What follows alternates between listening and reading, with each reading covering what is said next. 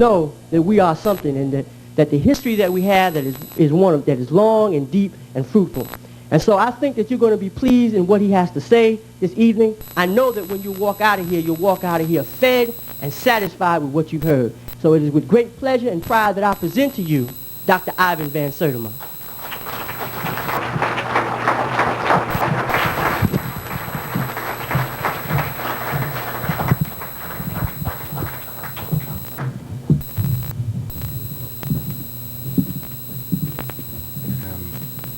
Let me begin this evening by saying that this is part of a series. It is very important to realize that Africa is an exploded star, a shattered diamond, and that its pieces have to be followed in all the continents. You cannot have a sense of what was essentially African just by going into Africa. You have to look into Europe, into Asia, into America.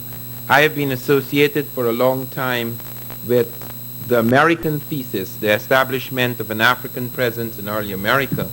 But that is just a part, is just one part of the whole story. What we are trying to achieve is a synthesis of the African presence all over the world. The African presence in Europe, which I'm dealing with tonight, is tremendously important, just as important as the African presence in early America.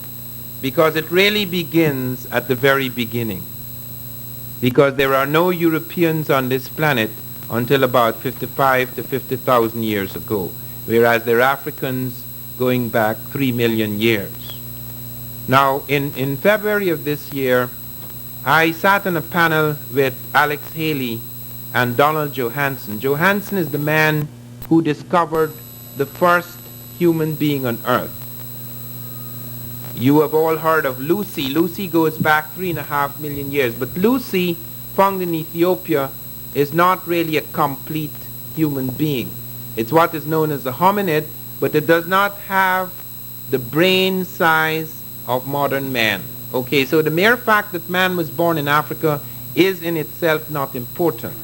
I want you to note that what we have discovered over the last 5 years is far more important.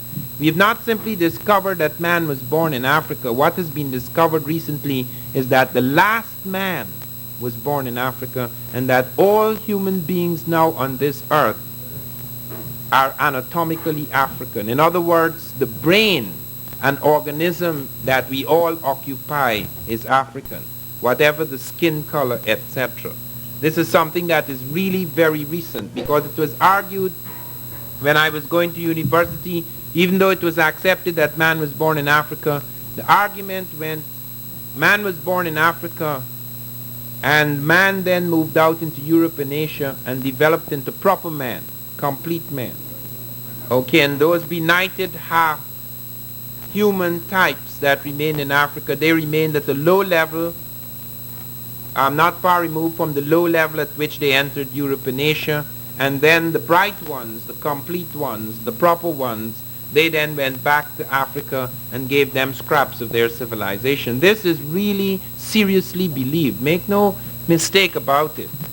And for the discoveries of the last few years to have made an impact is only possible because of the fact that it is coming from the very best universities. One of them, Oxford, which is an extremely conservative university, is the first to come out to announce, after study of mitochondrial DNA, the first to announce that there is no doubt that the founding population of the modern world was African. That is very important, because man being born in Africa is not the same thing. Because man could have been born in Africa, and as was argued, he went out into Europe at a low-level stage, which he did, Homo erectus, not a proper, complete man, and then came Neanderthal man, and then came Grimaldi man. But what they find is that all of these stages of man are African. Every one. Africa is the only place that has the complete sequence of all the stages of man. So it is not only the first incomplete or extremely primitive, low-level brain man that is born there, but the highest form of man, modern man, was born there. So you see all the stages. The first 3 stages died out. The last 3 stages moved into Europe, Asia, and the rest of Africa. And then they died out until eventually Africa produced the complete man, which is the man we have today, modern man. They find that man in Africa about 100 to 140,000 years ago. So even though we found Lucy 3.5 million years ago, Lucy is not modern man. Okay, modern man only goes back about 140,000. Some people put it at 200,000. What has also been established by Rebecca Kahn is that all the creatures now on this planet can be traced to one black woman who lived about 150,000 years ago. They have been able to do this with great precision because the instruments we have now, the way we can go into the blood and find out the history of man, we know that only the black has all the genes. So they can find out at what point you have these variations and mutations. Now, how did it happen? In the sense that how did the Europeans happen? How did they come into being? The African, as I say, occupied Europe. There are no Europeans in Europe about 50 to 55,000 years ago. The African peoples the whole world. However, the final man, Grimaldi man, is caught in Europe. He's caught in a certain ice circle. There's a period known as the worm interstadial, and he's caught in the ice. There are parts of Europe that are covered by ice half a mile thick. The African in that area, wherever he produces the albino, and the African produces pink people, even without mixtures, the Africa produces a pink type occasionally. That pink type is usually a type that dies easily, because if you produce an albino in Africa, he would suffer from devastating skin cancers. However, the albino that the African produced in Europe became a selected type because in the darkness of Europe, the twilight of Europe, the ice of Europe, where you did not have the direct and intense sunlight, the albino or albino type began to survive and to be selected. So that after a while, you find a number of pink-skinned Africans with African morphology, that is the nose, mouth, the jaw remaining the same, but only the skin changing. And of course, whenever there is skin color change, pigmentation change, you also have eye color change, hair color change. That change was necessary in some places because the ice made it impossible. The situation in ice Europe, not present Europe, not temperate zones, but the ice situation created a serious problem. It created a serious problem because pigmentation does not allow for all the light in twilight zones to come into the skin. Now sometimes this could be the vitamin D deficiency that may result can be remedied by fishing. Like you find in certain zones where there's a lot of fish, you may still find fairly dark types like the Eskimo. Of course, there are other reasons for the Eskimo still retaining, in many cases, a dark color even though he's in the ice. But you find these changes going on. And then you find in Asia, as the African moves into Asia, you find in some parts the epicantic fold, the fold coming across the eye, like in the Japanese, some of the Chinese, etc., because this becomes necessary as you move against certain kinds of winds on the steppes. So man's morphology, that is, man's superficial face, has nothing to do with his brain or his internal organism. That is just a cover. In other words, man's cover varies, but man's internality, man's internal organism, his brain, does not vary. And that internal organism, that brain, and that thing that is covered by the skin is African, because all the stages were African. Now some people have argued, and there's a new school, for example, that argues that the Europeans suffered irreparable and permanent damage as a result of that mutation. I do not subscribe to such theories because I believe that what has been established in the last few years is the hard scientific ground for the equality of man. However, it is the Europeans' fault, or the fault of Eurocentrics, that that kind of theory is now emerging, because Eurocentrics tried for centuries to convince us, black people, that we were the inferiors. And I remember as a boy, and I have said this several times, when I was 14 years old and somebody called me a Negro, and that I had never heard before, because I had read the Greek and Roman classics, and I had not seen the word Negro. So I went to check it out to see exactly where I stood. And I saw in the Encyclopedia Britannica in Georgetown, Guyana, that the Negro is the last person to appear on the earth. He's only 10,000 years old. So we are the young, unformed people. And then they said that the Negro is incapable of adult intellectual development. The cranial sutures of his brain close down at an early age, arresting further development. Now, I did not know that was written by South Africans. After all, it's quite natural, because most of the work done in archaeology was being done in Africa, and since it was being done by whites, it would be done by white Africans, which are mostly the South Africans. Then they tried to show that the brain of the Negro, the so-called Negro, is smaller than the European brain. And then after a while they discovered that the biggest brain in the world is the brain of the South African Bushman. Well, that was abandoned. Then there was an attempt to show that it is not the size of the brain, it's the convolutions in the brain, markings that come from the highly sophisticated activities of man. So there was an attempt to deal with that. And then we found that that was not valid, because, as Sheikh Anta Diop showed, they were making selections. They would take the brains that they could play with, the brains of diseased Africans or Africans in prison, etc., and compare them with highly intellectual European types. As Diop said, if you were to compare my brain, then you would have a problem. Now all of that has gone under the carpet. People no longer argue like that. But yet I was very surprised. I was invited by the Archaeological Society of America. I will not tell you that it has many branches, and to save certain reputations, I shall not mention which branch invited me. But nevertheless, they invited me to dinner. And while we were at dinner, we were talking. And of course, they were trying to draw me out to see where I stood, whether I was dangerous to offer a speech to their society and so forth. Or at least trying to make me tame by giving me their food. Not realizing that when I'm well fed, I speak better. And when we were at table, this magazine had just come out, with the Jerry curls, Adam and Eve, etc., and their Jerry curls and their bronze skins.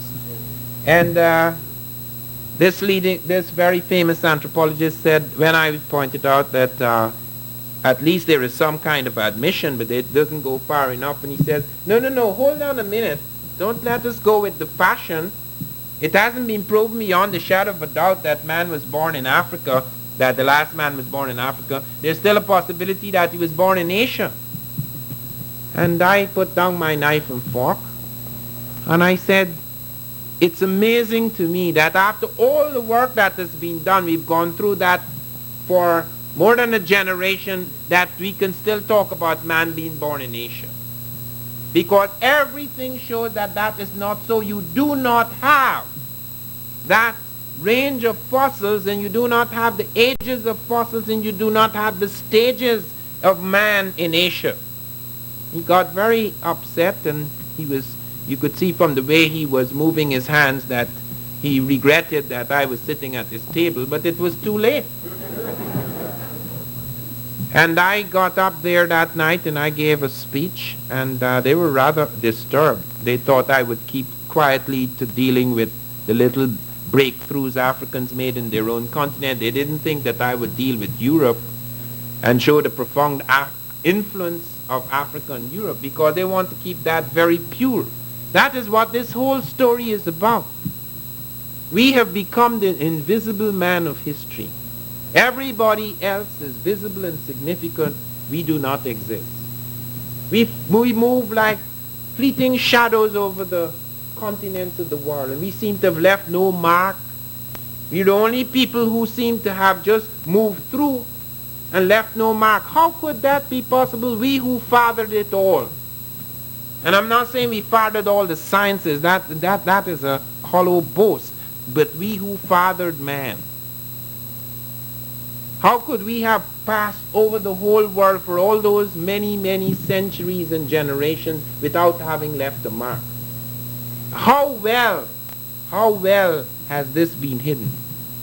Because apart from the question of Grimaldi man given to Cro-Magnon man, the so-called Caucasoid type, a culture that Europe did not have. At the very beginning, the tools and weapons, even some early musical instruments were left in Europe. Art, too. A certain kind of art where you could look on the caves of Europe at a certain period and find that the women are identical with the women in southern Africa because Europeans had not yet appeared. I mean, what we call the European today. But let us look at civilization now. Let us look closely at the record of the impact of Africa and its presences in Europe. Now, physical presences in itself is not enough, and you can see quite clearly where that could lead. We have a remarkable historian, black historian, Snowden, Frank Snowden.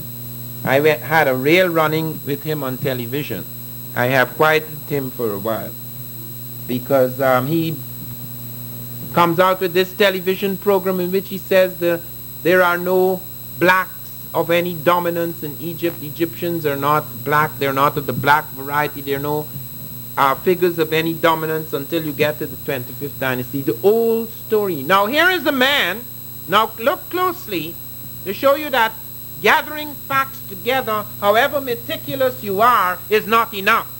Without a certain critical appraisal and without a certain understanding of what has happened in the world, what Europe has done to Africans and to people of African descent, you can be totally misled, especially if you're a coward.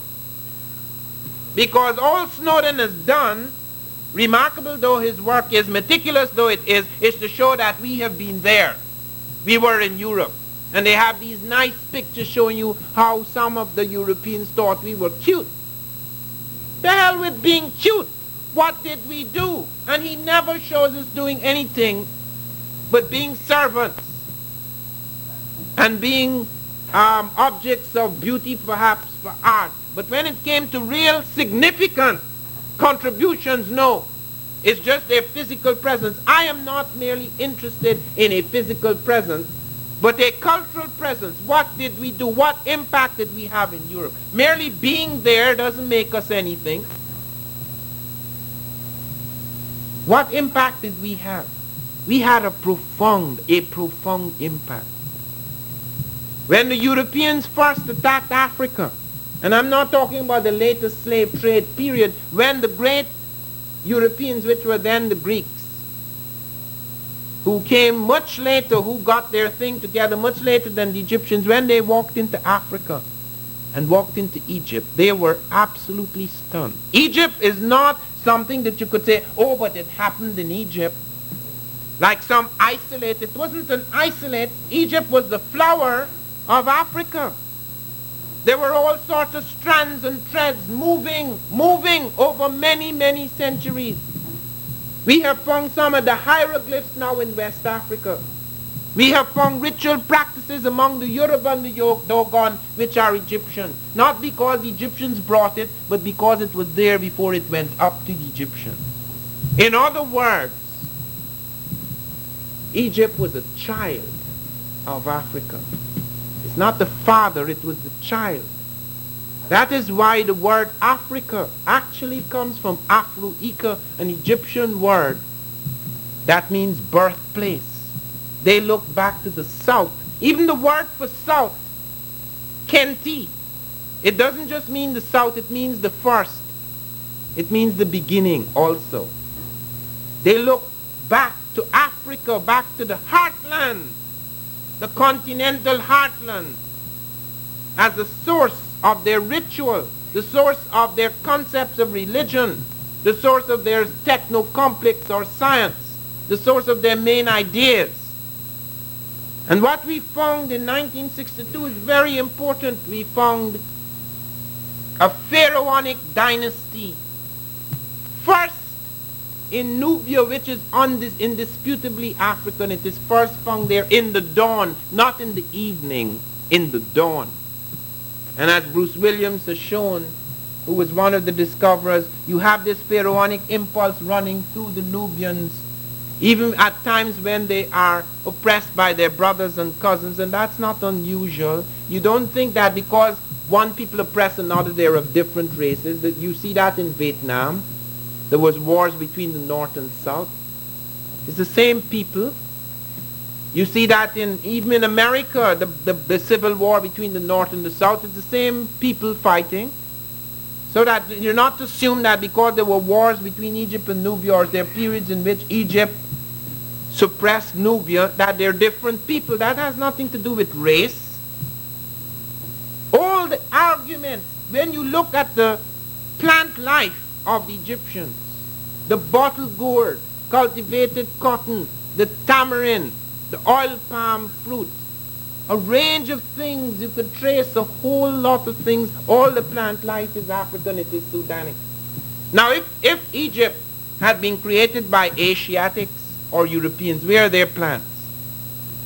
In that early period, where are their plants? The language, which was in question for so long, has been established by Diop through thousands of interconnections to be an African language. The iconography, you go back to those early kings, the Narmer, the first king of Egypt. You go back to people in the 11th and 12th dynasties. You go back to the people in the first great kingdoms. The faces are clearly African, not like the people in Egypt today. Those are not Egyptians. Okay, you have to make those distinctions. There are some Africans in Egypt, but Arab is not an African. There are some Arabs who are African because Arab is not a race. But the Arab Republic of Egypt is not an African republic. Make that quite clear, because when Diop was fighting in UNESCO, the people who hurt him most and who objected most to being called black were the Egyptians, because they had nothing to do with it. The Arabs came into Egypt in 638 AD. That is thousands of years after Egyptian civilization. They had nothing to do with it. That Arab, the Arabian type that is, had nothing to do with establishing Egyptian civilization. It's just like America. There are no Native Americans in this room. And if you go into other white institutions, there are no Native Americans. There are modern people who have migrated to this country, whether by force, as most of us have, or by invading the country. Likewise in Egypt, its culture has been changed. It's speaking another language. But when you go and you look at those incredible monuments, they have nothing to do with the people walking around there. They don't even know what it means. They don't even know how to deal with it. My wife and I were in Egypt this summer, and we were photographing the wigs because we discovered that the two major clues to establish the blackness of the early Egyptians is skin and hair. Skin, lucky, because they're the only people who preserved their skin. Europeans didn't. They didn't know how. Africans preserved bodies for thousands of years. We have a picture of an African princess, 3,000 years old. Her skin looks like if she was buried yesterday. The hair, the eye, the pupil of the eyes, the skin, the teeth. Can you imagine that? Some people lose their teeth by the time they're dead. She has her teeth 3,000 years later. We're not dealing with ordinary people. This was the period in the world when blacks had a chance to sit down and do some thinking. They had overpowered certain territories and they could control their destiny. They were not slaves of anyone. And they had a chance to do their science. And it's not an accident. They were far ahead of the rest of the world in astronomy, in mathematics, in mummification, in brain surgery, in a range of medical things. It's not miracles. They were involved in their science for a long time while other people were struggling. The European had not caught up with that. So that when the first European entered Africa and touched Egypt, when the Greek touched the Egyptian, they did not treat them with contempt. I want you to note that. It's not automatic about white and black being enemies. The whites were stunned by the achievements of the blacks. And they were not only stunned, they stood in awe, so that even though they had defeated the armies which had been taxed by battles with the Asiatics and battles with all sorts of people, the Persians and so forth, when they came in and they overpowered them,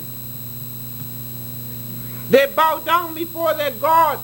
They took the black man Imhotep and worshipped him as a god. Many black women became goddesses for the whites. Isis, who was the goddess, who was the female representation of God, she was worshipped throughout Europe, a black woman. They didn't think any woman of their race had that nobility. Artemis became the goddess of chastity. Minerva became the goddess of wisdom. These are black women. Circe in the Odyssey, a black woman. Andromeda, who helped Jason win the Golden Fleece, who married Perseus, the great Greek hero. That's a black woman.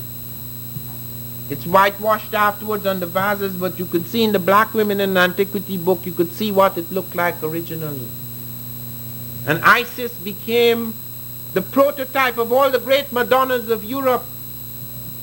And even when they were broken, some of them were remade with European faces, but with the black ritual color. So it went right through. Everything was affected. They couldn't understand how the Egyptians had written such advanced medical texts. You know, the Egyptians had already done a major work on the pulse. You know, the Greeks, the Europeans, only came to terms with that advance in the pulse 1,000 years later. Egyptians had books, diagnostic percussion, studies of circulation, studies of the pulse. They had chapters that were taken by the Europeans, the Greeks, and copied word for word. Hippocrates, the so-called father of medicine, the Greek, copied studies and fractures of the clavicle and dislocation of the mandible, copied word for word. The medical school at Kos in Europe, in Greece, was an imitation of the medical schools in Egypt. Every scholar, St. Clement of Alexandria, said that if you were to write a book of 1,000 pages, it would not be enough to put the names of Greek scholars who went to study in Africa. That was the big thing, as today in shattered Africa, Africans have to go to Europe to study. In those days, Europeans flocked to Africa to study because there was nothing much to study in Europe. Their astronomy was transformed by the Africans. They did not know how to shape the year. They had primitive, inadequate calendars. Egypt gave us the world's first accurate calendar, the 365 and a quarter day year. But of course they observed the quarter differently. They observed it at the end of 1,460 years. They had a leap year. We no longer have a leap year. We call it a leap year, but we don't have it. They did. We only have a leap day. And they split the year. After they dealt with the quarter that way, they were left with 365 days. They had 5 festival days. They created Christmas, not Europe. It's Africa created Christmas. Egypt, the word Christ is an African word, K-R-S-T, Christo, Christ. Then it was translated into Greek, Christos. It's not European. Europeans did not embrace Christ. That was to come much later. When Jesus was being crucified, it's white soldiers, Romans, who were putting the spear in him, who who was putting him up on the cross because the Jews thought he should die because he had outraged the Jewish high priest by doing things and saying things that they found ridiculous. Moses had told them an eye for an eye, a tooth for tooth. Jesus said, not only should you forgive your brother 7 times, but 70 times 7. Jesus had the audacity to pick up a whip and chase people out of the temple, which they considered to be a violent act. There were many things that led to that man being killed because he carried ideas, many of which you can find among the Essenes in Egypt. There are several books written by Jews that make Christ out to be an Essene. He was profoundly affected by the Egyptians because he spent his boyhood in Egypt.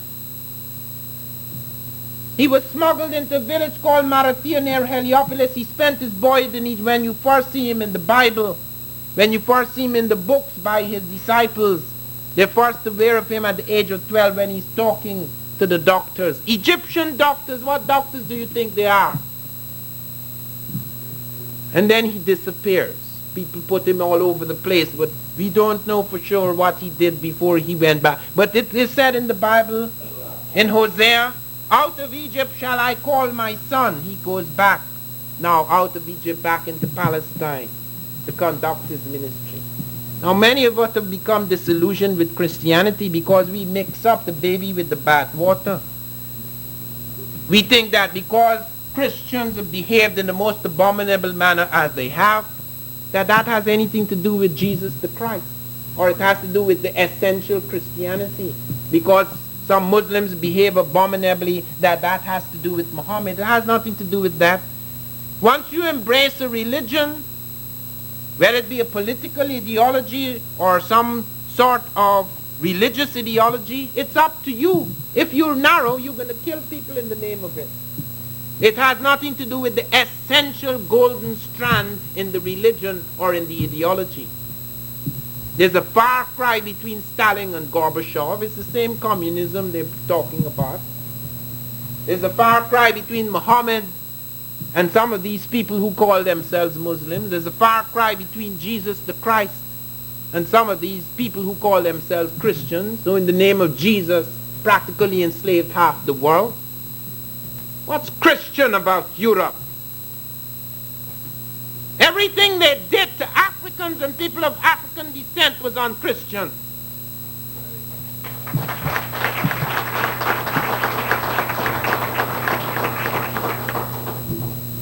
It is true that the image of Christ, that marvelous individual who could make his light shine, the individual beauty and power that could make his light shine against the overpowering darkness of the world. That was something that was to bring tremendous inspiration later on to many Europeans.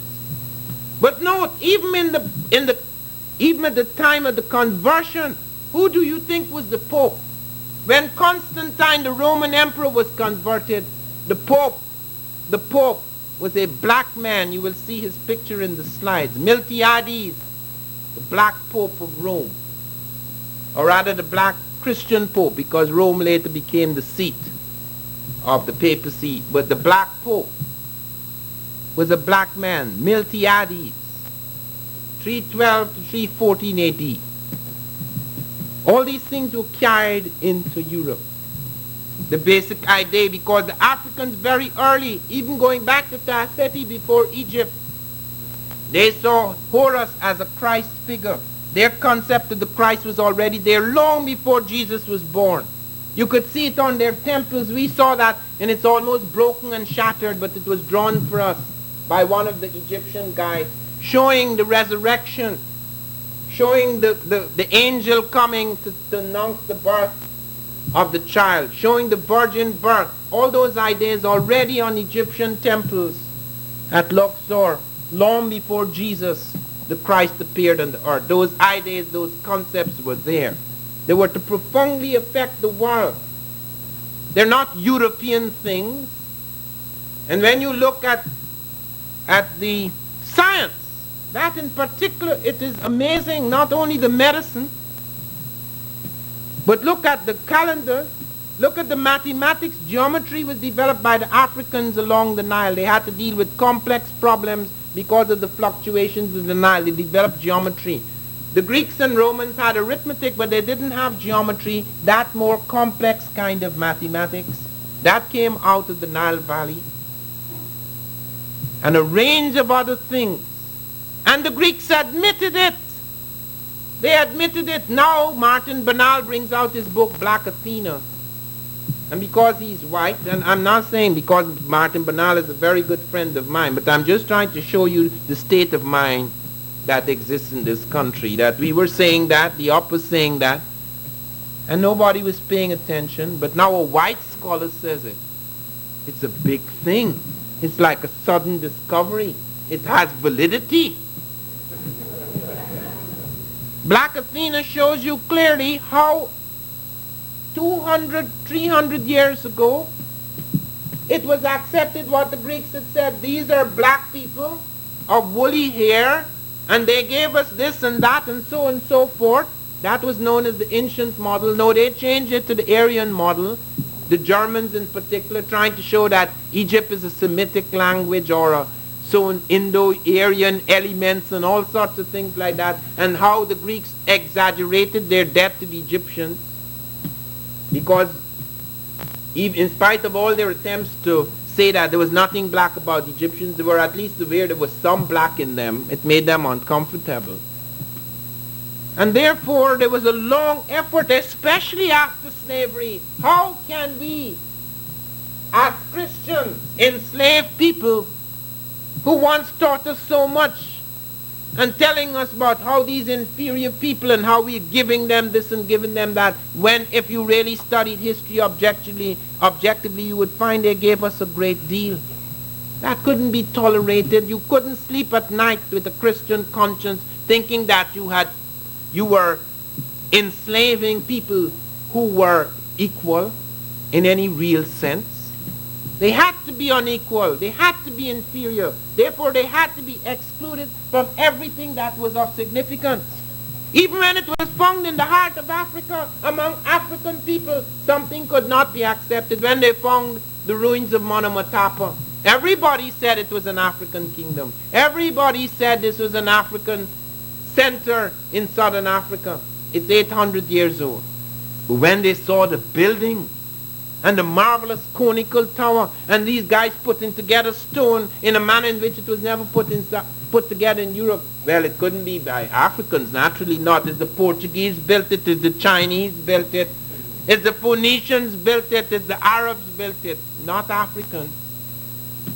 Wherever they found something, if they found the sophisticated plant, the cultivated plant, somebody brought it. When I was studying African presence in early America, I was corresponding with a South African. He didn't know I was black, because my name Van Sertima, it sounds like a Boer name, it's a Dutch name. Okay, I was my ancestors were the slaves of the Dutch, because my country was once owned by the Dutch. So he thought I'm Boer like himself. I didn't say he's a Boer. He thought I'm not much different. And so he's writing these things, and I'm collecting this information because he'd found maize had entered Africa, and he couldn't understand how it had entered. And like Leo Wiener, he'd also claimed that blacks must have been in America before Columbus. But it took me a long time to realize what these guys were really saying. Blacks were in America before Columbus, but they were still slaves.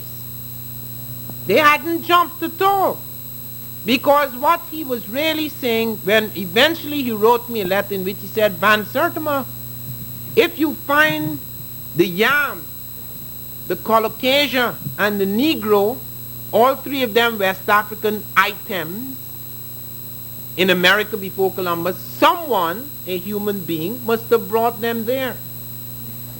In other words, the blacks were in America because a human being, a white person who could migrate and move, brought these static people into America.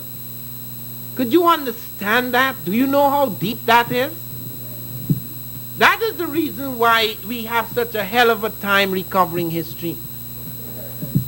I have students, I teach students in black civilizations. After a whole semester in which I've shown them of all these various methods we've used to reconstruct history, on the plane coming from New Orleans this morning, I'm reading an essay by one of my students in which she is telling me that it's a pity we can never recover this history because we only have the oral tradition, it's unreliable. And she quoting all of these early white scholars. And the books that she has bought at some expense from me, she wouldn't open the book. Could you understand that? She would not open the book. Now that's not true of many of my students, thank God. But could you imagine that? She has already made up her mind. I'm going to say we did great things, yes, because Van Sertima likes to say that. But I'm going to read the books that were read before because I don't have validity. I'm black.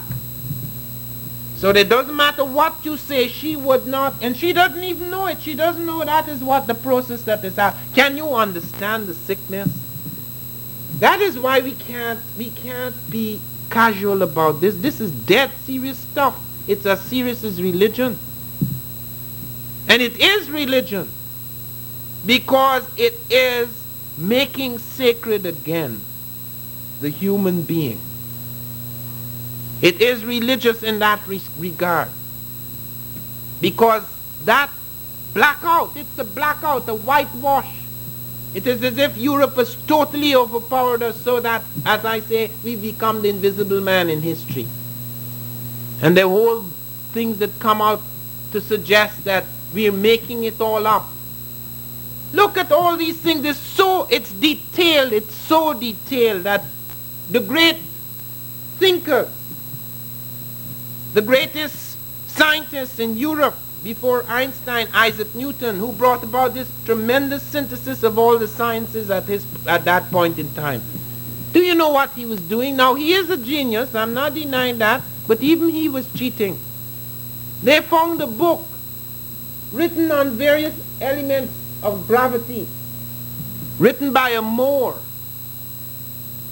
And he had written it of course is an obscure little book because there was no great printing presses at the time. He's written his Isaac Newton, his book. And he has a lot of writing on it and discussions to himself and so forth. When he died, they found it among his papers. Nobody said anything. Recently, a man in England has brought it to light. Now, Newton was a remarkable man, though, and Newton, to the astonishment of everyone, including myself, studied Egyptology. Newton said, we thought he got his Egyptian education from Kepler, Copernicus, and Galileo. Galileo had used an Afrikan water clock in his experiments, and he had been affected by Egypt.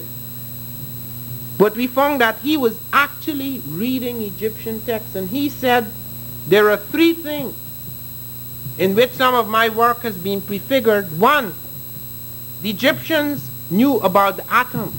Of course, it didn't reach the point about atomic fission and fusion. That is a recent development. But he said that they called the atom the monad, and they saw it as the building block of the physical universe, even though they had mystical notions about it. Nobody on earth even dreamt about the atom at that point in time.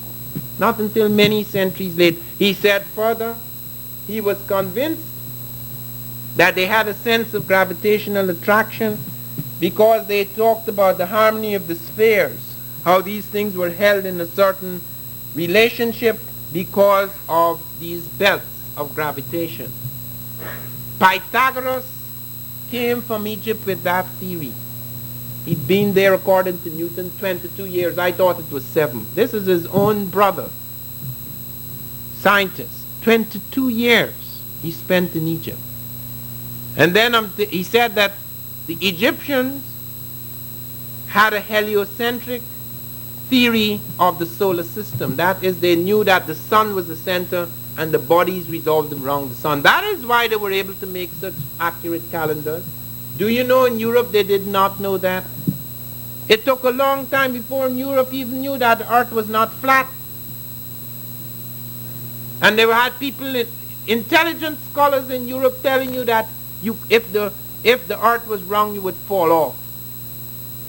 And they would tell you that if the earth was wrong, then there would be people in Australia walking upside down.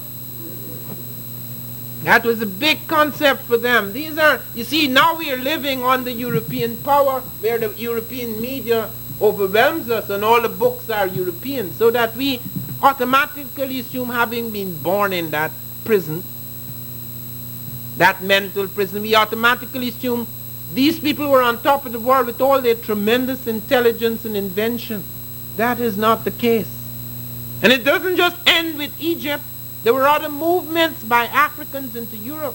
Africans were not a static people. Not only had they been there migrating in the very first period, 3 African types migrated until finally the modern type,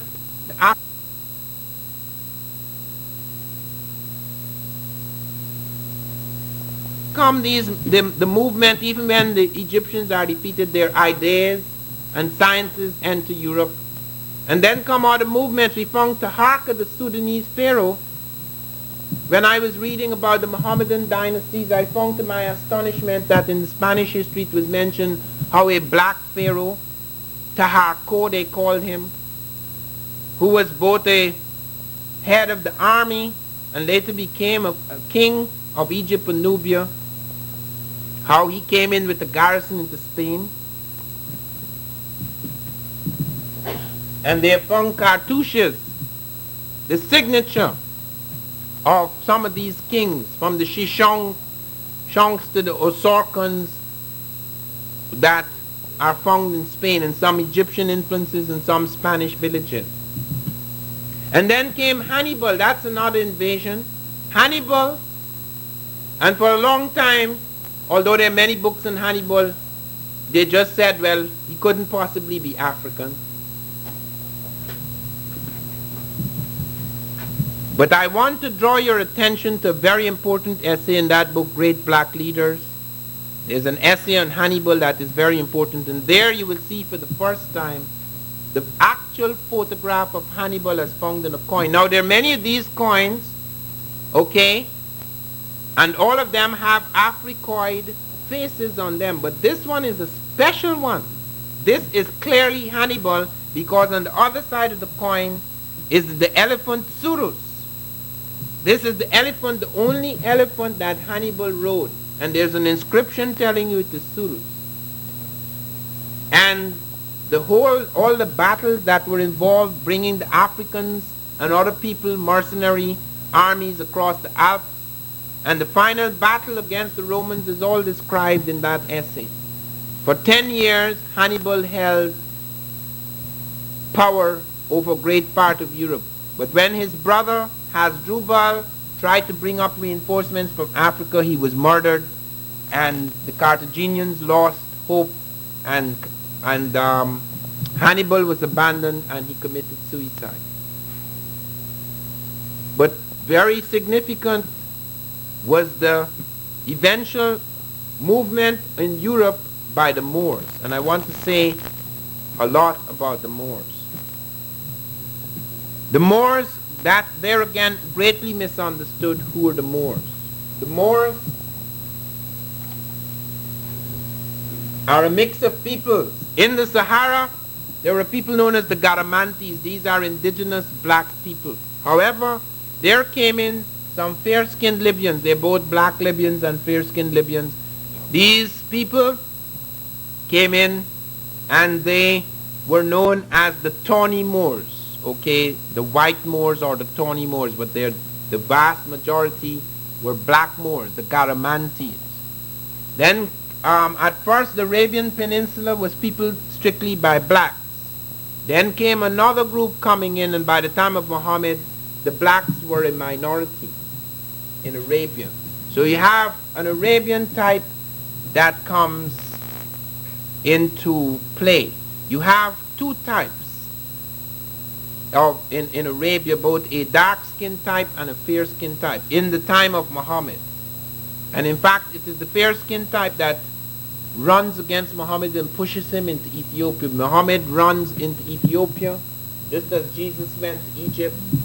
Both prophets go into the fastnesses of Africa when they were in trouble. And you find Muhammad retreated into Ethiopia, he and his disciples, and eventually charged back again and conquered his enemies. After his death, the ideas that inspired him were to spread over the world. It was to spread over the world because many of the Mohammedans or Muslims came into various parts of the world and tried to convert people. They went into India, they attacked India, they went even as far up as into China, they went into Africa, they intermarried with Africans, and eventually the major part of the story occurs around 711 AD when an African general, Tariq, is sent out across the Straits of Gibraltar with 7,000 troops. 6,700 of them are black Africans, 300 are other types, probably fair-skinned Arabian types. I use the word Arabian versus the word Arab because anyone can be an Arab, anyone speaking Arabic. They move up into Spain, they conquer Spain. Now, if you go to Spain, you're going to find the same problem that you find with the Egyptians. They don't want to hear anything about the Moors. They don't want to hear anything about the Moors because the Moors, as far as they were concerned, and they don't seem to understand, they don't want to go and check out what actually these guys brought into them. They don't want to hear anything about it. Yet all of our pictures of these Moors are drawn by the Spanish because the Muslims forbade the creation of images. So when there's the surrender of the Moors, it's drawn by the Spanish. Black generals surrendering. Now, if they weren't in charge and they were not the Moors, how are they surrendering? It's like if the Russians come here and we're supposed to surrender. Who do you think is going to do the surrendering? Could we surrender this country to them? I mean, it's so absurd. I mean, when you see these black faces, it's amazing. It's like this book I read when I was studying the Moors. I read this book by this English woman. A big book. For 300 pages, the Moors are fair-skinned with straight noses and blue eyes. Then things go bad and the Moors are being pushed back. And one stage there's a big battle, and then you suddenly the sentence, tremendous slaughter of the Africans. Where the hell did they come from? I mean, with not a pause, no flutter of the eyelid. Now the thing is going down. Everybody is black. You find it in England too. You find it when you go into the museums. As soon as they reach the point where the Sudanese pharaoh, they have period of decline. Period of decline. Okay, it's going to the dogs. It's going to the blacks. And there is no, I mean, I'm telling you, this thing has become so, it's become a reflex. They don't even realize there's anything. I remember when I was in Guyana, my boss, one of my bosses was in charge of a certain section of information services. And then when I went to information services in England, there was this Englishman coming down the step. He says, "I hear you from Guyana." I said, "Yes." He said, "Jusa, your boss, marvelous fellow, isn't he?" I said, "Yes." He said, "Jolly nigger, isn't he?" He didn't think, he was jolly nigger. What he means to say, isn't he a marvelous chap? He's always laughing, as niggers do. He didn't see anything wrong in that, jolly nigger.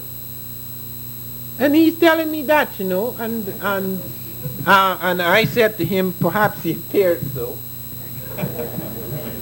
Because I can't say anything else, because I'd lose my job.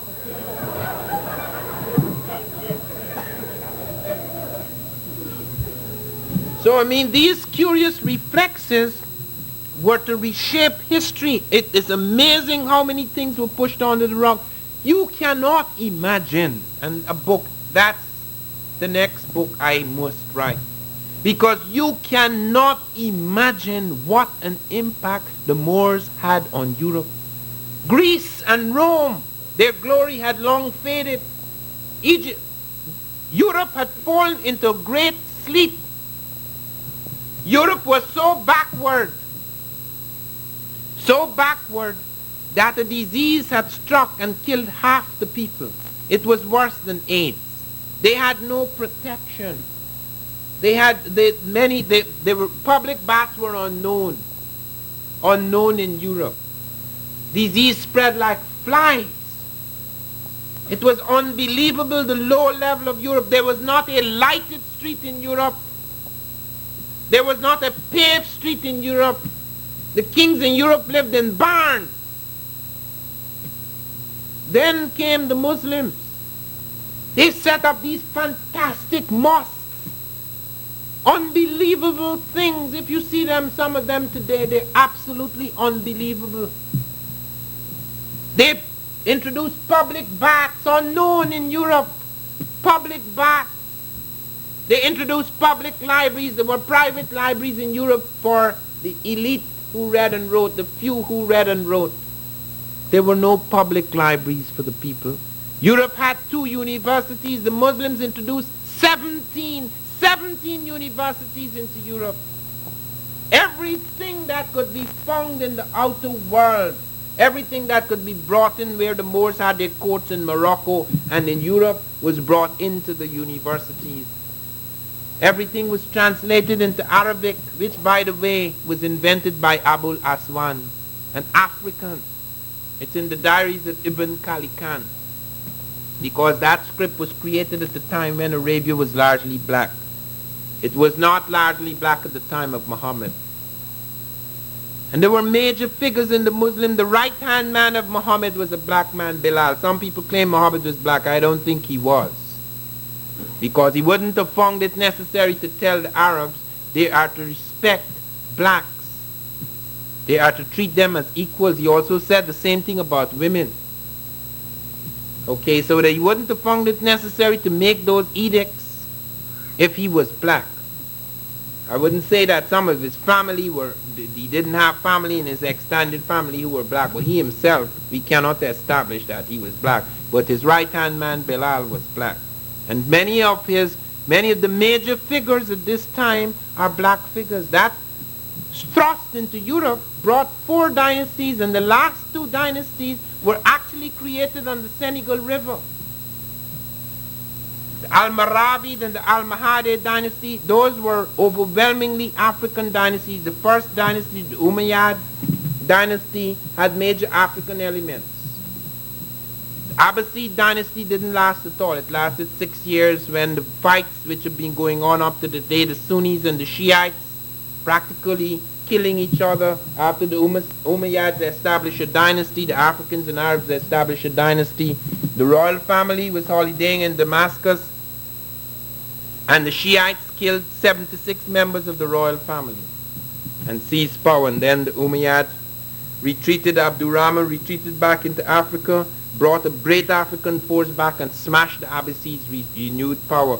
And he insisted that everybody should live in harmony, that they should not take spite against that Christian, Jews, and Moors should have equal rights.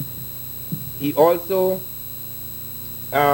insisted, that one thing he did insist, he did not, and this is one thing people say, well, okay, but you invaded Europe too, so what are you talking about us invading you? Well, we, the Moors, of which we are a critical part, did not destroy the legal system of Spain and Portugal, did not destroy their churches, did not destroy their language, did not destroy their humanity.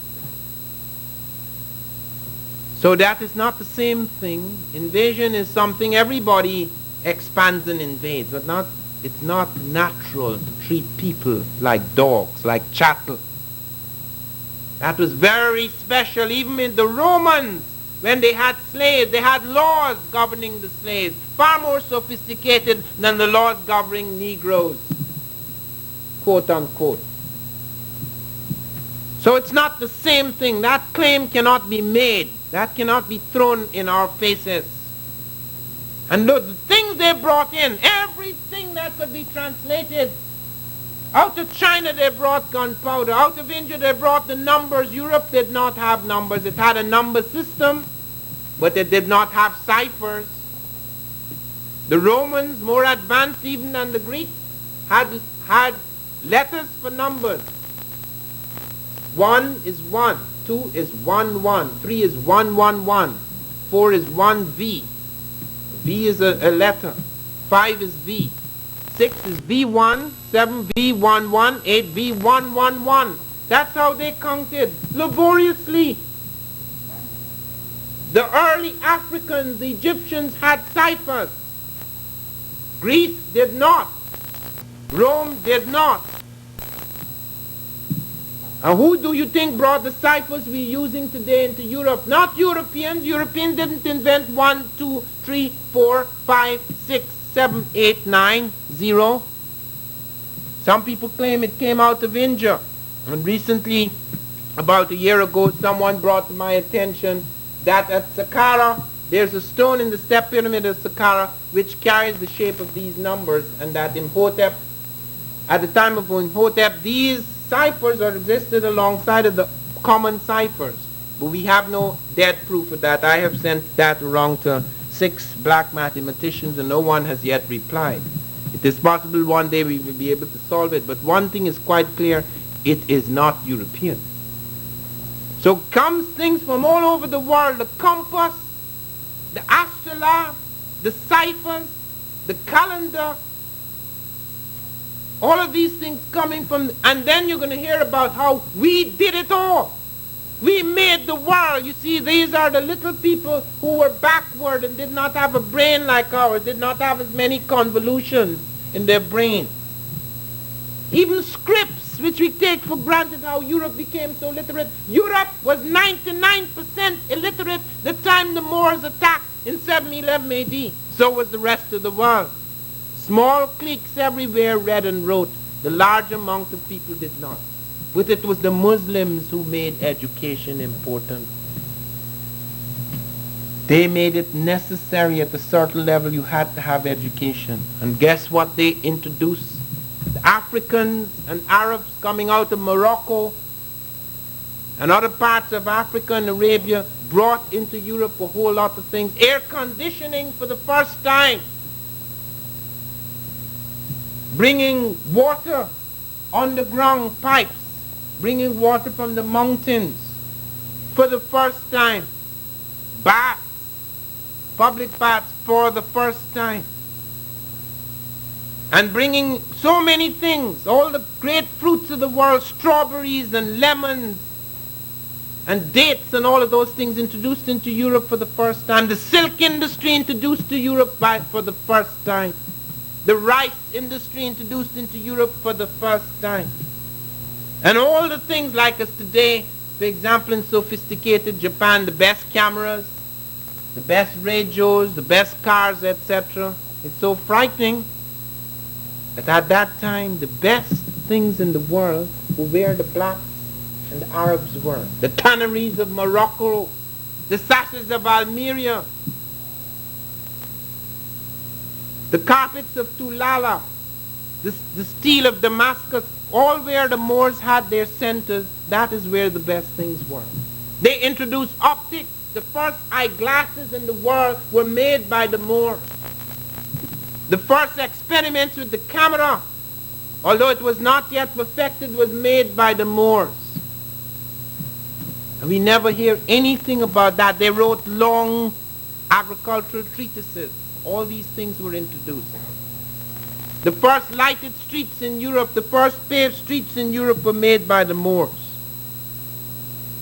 And all this in 1492 came to a brutal end. It came to an end before. It came to an end around 1230 AD when the Moors started to retreat until they were left with one place, Granada. And in 1492, the same year Columbus sailed for the Caribbean, came the forces of the Spanish, defeating the rest of the Moors who had been split by battles between the Sunnis and the Shiites. They were weakened. The slave trade had weakened, had already begun to affect other parts of Africa. And then eventually you find the fall of the Moors in 1492. And that fall was a tremendous fall because it was to change so many things. And the most important thing it was to change was the attitude of the world towards people of African descent. Because there was a deliberate attempt to destroy everything, to destroy even the memory of that time. In 1492, Cardinal Ximenes ordered everything to be burnt that was Arabic. 84,000 manuscripts at the time when the printing press had not been invented, and when a manuscript, there could be no more than 2 or 3 of a manuscript, all that was burnt. Deliberate destruction, just as in America, there were 3 massive burnings of books. And so we look back to that period and people could come and tell us, but what did you do? What did Europe do? As I said to Congress on July the 7th of last year, these ships of Columbus, not one instrument in those ships was European. The sails were Arab Latin sails, which Arabs and Africans were using on other oceans. The compass did not come out of Europe. The astrolabe did not come out of Europe. They did not even know how to plot latitude and longitude. Columbus struck out for the latitude of Japan, hoping to land in India. And he himself says it. He says, I have 8 or 9 pilots aboard the ships, and they are like blind men. My pilots are so ignorant, I am afraid that they will not find again the lands I have discovered, unquote. This is Columbus himself, talking very honestly about the level, the sophisticated technological level they had reached. And their ships, those were no big ships, were vast ships that were put on